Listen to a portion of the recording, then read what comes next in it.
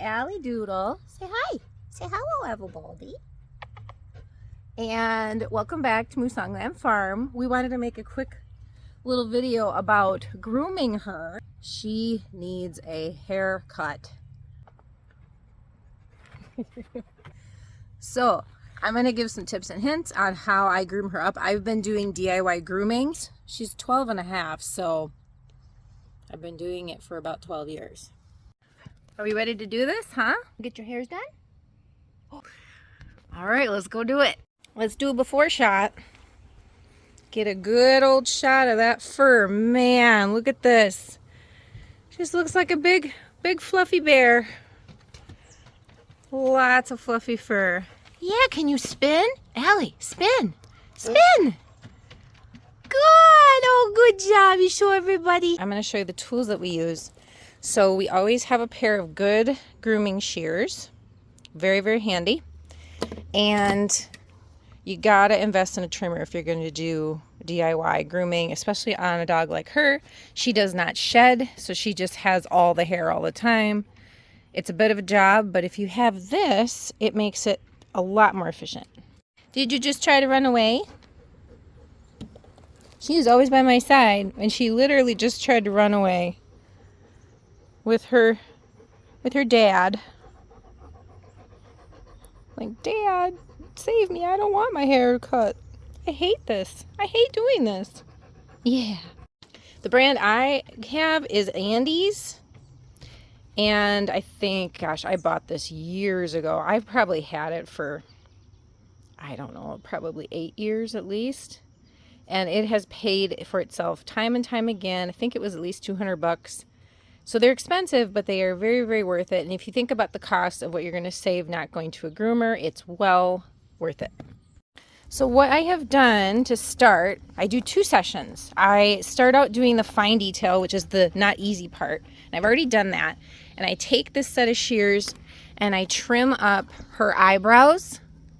So right along her eyes there in these corners and around her muzzle. So it's nice and trimmed up. I also trimmed along her lips here, so these fur lines are nice and clean. There's nothing hanging there.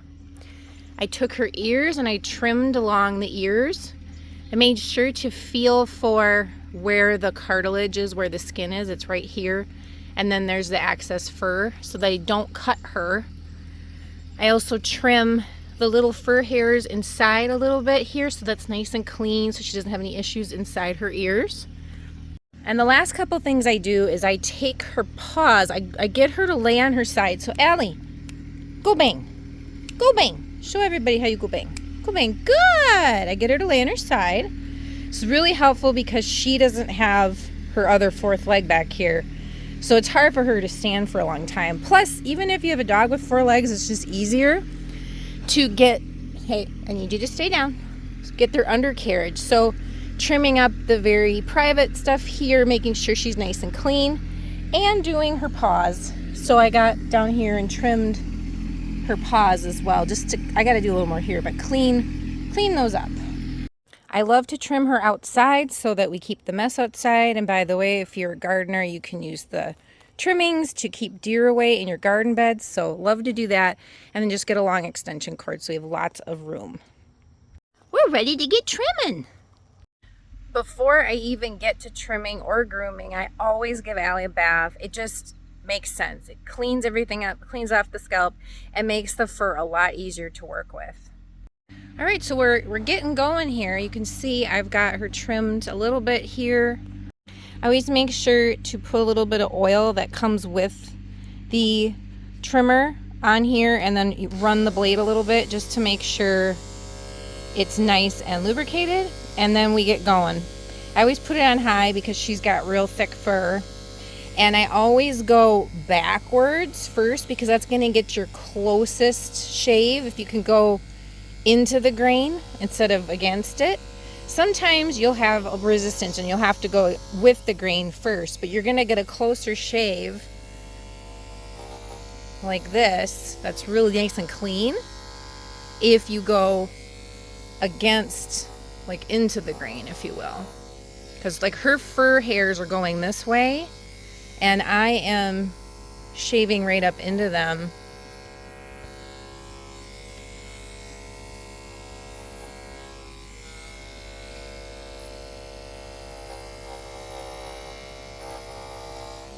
You can see how clean and clear that is now. Nice clean shave. It's a little warm out here right now, and she's gonna feel much better once we get this crazy long fur coat off. So a little known fact, the blade will get hot.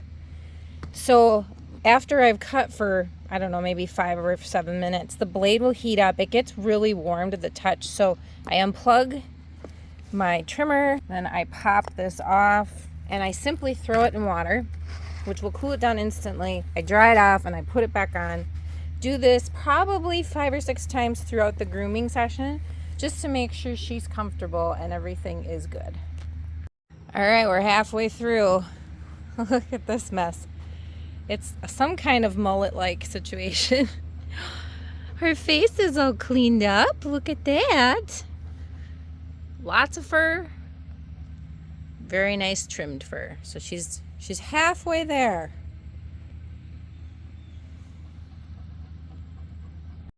And you can see how much I've trimmed here in the front. I like it nice and clean here, and then we'll leave her paws long.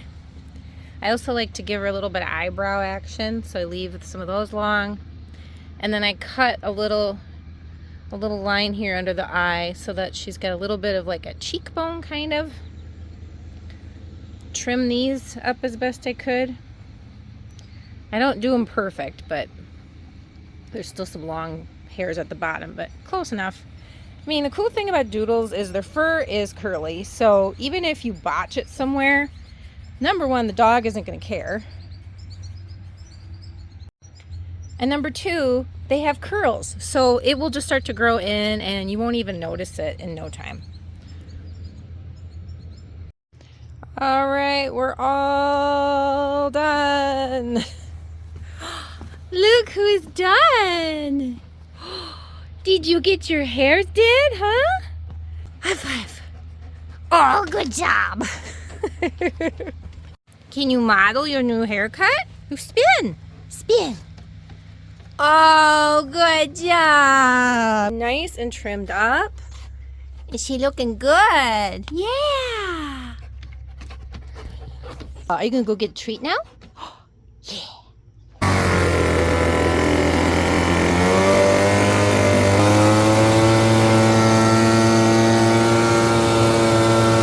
Do we say bye, everybody? Bye-bye, everybody. Thanks for watching my video.